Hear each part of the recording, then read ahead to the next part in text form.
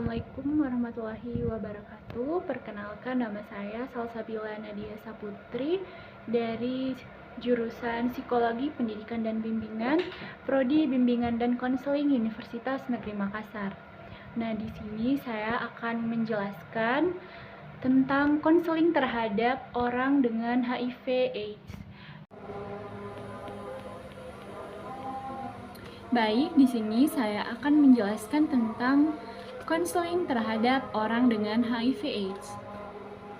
Sebelum melangkah lebih jauh tentang konseling terhadap orang dengan HIV/AIDS, tentunya kita perlu mengetahui terlebih dahulu dong tentang apa sih itu konseling. Nah, konseling di sini merupakan proses bantuan dari konselor oleh konseli. Nah, di sini konseling ini dapat membantu konseli dalam menyelesaikan masalahnya, mulai dari personal, emosional, karir, keluarga, dan sebagainya. Nah, di sini yang mengambil keputusan dalam menyelesaikan masalahnya adalah konseli sendiri, agar konseli merasa nyaman dan bahagia. Konseli sendiri dapat dilakukan secara perorangan maupun kelompok. Konseling juga berfokus pada konselingnya, di mana fokus-fokus utama dalam proses konseling ini seperti kebutuhan, masalah, dan lingkungan konseli. Nah, setelah mengetahui tentang konseling, kita harus mengetahui juga tentang HIV/AIDS. HIV/AIDS sendiri merupakan penyakit yang menyerang sistem kekebalan tubuh manusia, di mana HIV/AIDS ini sangat berbahaya bagi manusia karena sampai saat ini belum ada obat untuk menyembuhkan penyakit ini. Namun yang ada hanya obat yang memperlambat penyebaran virus tersebut. Itu pun obat yang dikonsumsi untuk memperlambat virus ini harus dikonsumsi secara rutin, tepat waktu, dan dalam jangka yang panjang. Nah, di dalam masyarakat, penyakit HIV/AIDS ini tentunya masih tabu. Terus di dalam masyarakat juga mereka belum terbuka tentang adanya penyakit HIV/AIDS ini. Adapun orang yang menderita penyakit HIV/AIDS ini biasanya masyarakat mengucilkannya. Masyarakat masih bersifat negatif terhadap penderita HIV/AIDS tersebut. Nah, di sini dengan adanya konseling, penderita HIV/AIDS dapat berkonsultasi dengan konselor. Nah, orang yang berpenyakit HIV/AIDS atau disebut juga ODHA biasanya adalah sekelompok orang yang bermasalah, meskipun kadang-kadang mereka itu tidak tahu bahwa mereka itu bermasalah. Masalah tersebut tidak hanya muncul terhadap dirinya sendiri, tetapi juga terhadap orang lain, karena akan berkaitan dengan penularan HIV itu sendiri. Berbagai studi sudah menyimpulkan bahwa konseling yang baik adalah konseling yang dapat membantu mengambil keputusan, termasuk mengambil keputusan melakukan tes HIV/AIDS. Konseling terhadap ODHA juga membantu konseling dalam melakukan coping yang benar atau coping yang lebih baik, hidup yang lebih positif, dan membantu mencegah penularan HIV/AIDS. Tanya kan, mengapa sih konseling orang dengan HIV/AIDS itu penting? Nah, tentunya ada beberapa alasan yang mendasar mengapa pemberian konseling terhadap orang dengan HIV/AIDS ini sangat penting. Yang pertama adalah diagnosis HIV mempunyai banyak implikasi dan dampak negatif bagi penderitanya. Dampak negatif itu dapat berdampak pada psikologis, sosial, fisik, serta spiritual penderitanya. Yang kedua, HIV ini adalah penyakit yang mengancam kehidupan dan terapinya seumur hidup. Yang ketiga, konseling ODHA dapat mencegah penularan yang luas dalam masyarakat. Yang keempat, orang dengan HIV/AIDS sering dikucilkan dalam masyarakat, seperti yang sudah tadi saya jelaskan, bahwa masyarakat ini masih sering mengucilkan orang-orang dengan HIV/AIDS karena mereka takut akan tertular oleh penyakit tersebut. Konseling terhadap orang dengan HIV/AIDS dapat mendukung psikologis penderita seperti emosional serta spiritualnya. Konseling orang dengan HIV/AIDS juga membantu dalam pencegahan penularan HIV, seperti informasi perilaku berisiko, seperti seks aman, penggunaan jarum suntik, keterampilan pribadi untuk perubahan perilaku, dan negosiasi praktik yang lebih aman. Tujuan konseling orang dengan HIV/AIDS juga untuk memastikan efektivitas rujukan kesehatan, terapi, dan perawatan melalui pemecahan masalah kepatuhan berobat. Nah, ada beberapa perbedaan konseling ODHA dengan konseling pada umumnya, di mana konseling ODHA sendiri berfokus kepada membantu klien agar klien dapat melakukan tes HIV. Layanan konseling pra dan pasca tes. Konseling ODHA juga berfokus kepada menilai perilaku berisiko terhadap HIV menularkan atau tertular. Konseling ODHA juga berfokus pada menggali sejarah perilaku seks dan kesehatan konseli.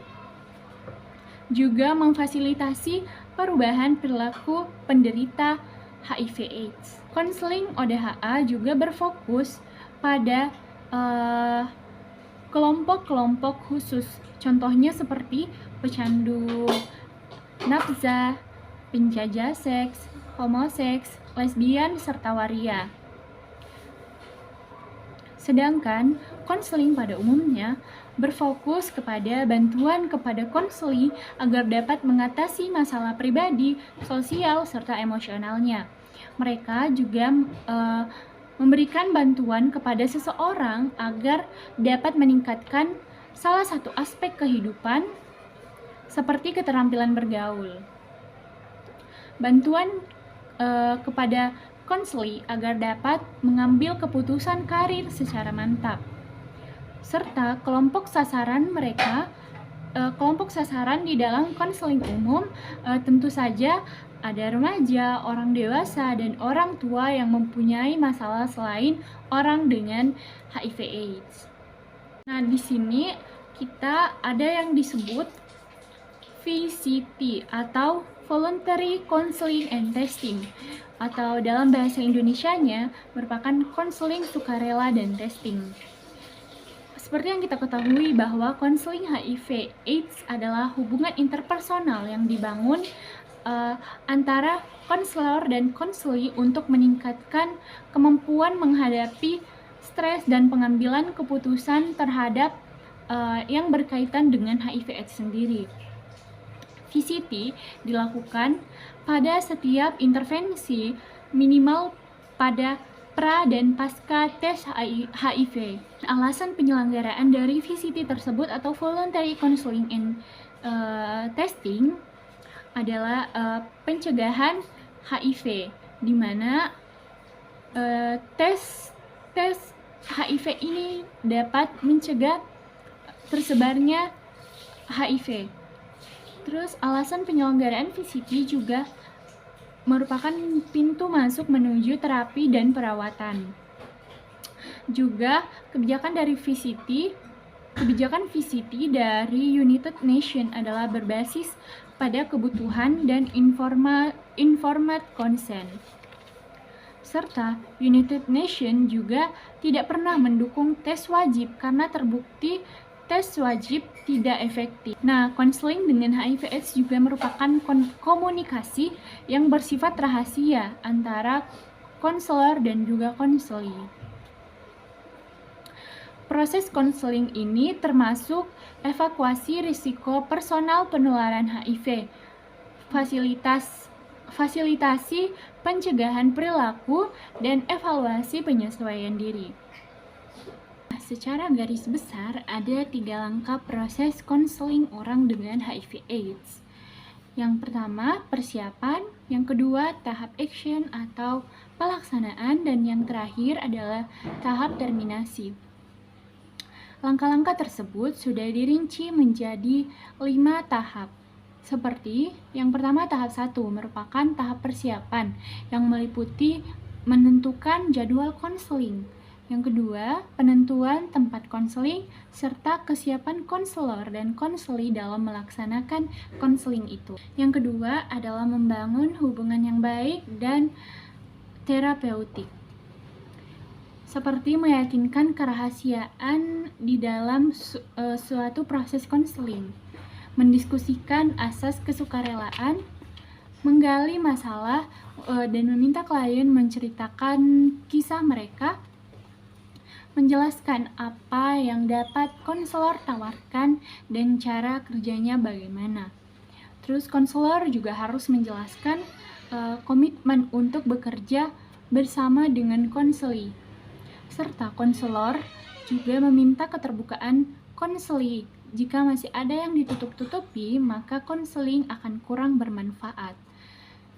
Nah, yang tahap ketiga yaitu definisi dan pemahaman para konselor dan konseli. Di sini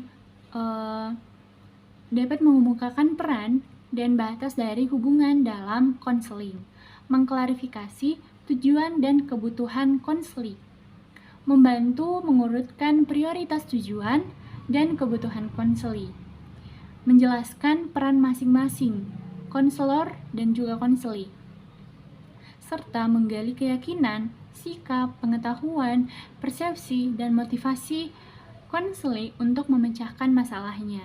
Keempat, proses konseling pada fase eksplorasi dan tindak lanjut. Di sini, konselor memfasilitasi ekspresi pikiran dan perasaan konseli, mengenali berbagai alternatif pemecahan dan adaptasi, mengenali keterampilan penyesuaian diri yang sudah ada dan yang akan dikembangkan, mengevaluasi alternatif pemecahan masalah dan resiko yang mungkin timbul, mengarahkan perubahan perilaku, serta memonitor perubahan tingkah laku menuju tujuan konseling. Menjajaki makna hidup bagi konseli, tindakan alternatif yang dibutuhkan, serta rencana rujukan sesuai dengan kebutuhan konseli. Tahap terakhir atau tahap kelima yaitu menutup atau mengakhiri konseling. Tahap terakhir merupakan tahap terminasi yang terdiri dari konselor memfasilitasi konseli untuk mengungkapkan hasil konseling yang sudah dilakukan. Konseli menata laksana dan menyesuaikan diri dengan kehidupan sehari-hari. Konselor menjelaskan hasil-hasil konseling yang sudah dicapai. Konseli menegaskan kembali sistem dukungan yang tersedia yang dapat diakses. Konseli juga dapat mendeskripsikan strategi untuk memelihara perubahan yang sudah terjadi. Konseli mendeskripsikan rencana kegiatan kehidupan yang lebih berkualitas. Serta yang terakhir adalah mendorong konseli agar tetap berkomunikasi dengan konselor bila diperbolehkan.